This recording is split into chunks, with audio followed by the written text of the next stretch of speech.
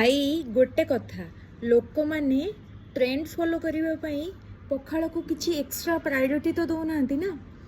कहीं पखाड़ दिवस 20 मार्च मु तो छोट बड़े सीरियसली शुणी भी नी कि पखाड़ दिवस भी गोटे कौन अच्छी बोली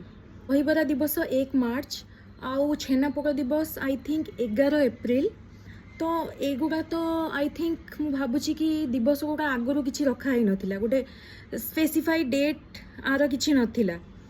किंतु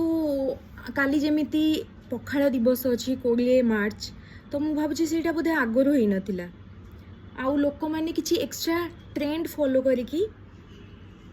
पखाड़र प्रायोरिटी को बढ़ई दौरान अप कर दौरान एवं तुम जो भी जाओ नॉर्मली रेस्टोरेंट रे जाओ या मंदिर को जाओ तुमको पखाड़ या दही पखाड़ आराम से मिल जाए तो आगु लोक जिते बड़े कम करिकी घर को फेरुले संध्यारे से माने बिल रे काम करुले बिल रुआ ये सब काम करुले तो से ऑब्वियसली थकी हारी आसुले तो गंडे पखाड़ खाई पखाड़ खाइला मनीष टी शांति शोवा खाऊला तो यहीटा तो मुझे देखुची ना पूरा ट्रेंड ही जाइए लोक मैंने ट्रेंड पाइका ही पखाड़ खाऊँ जो मैंने पखाड़ किया लोक भी नुहति से भी खाऊँ जमती कि नहीं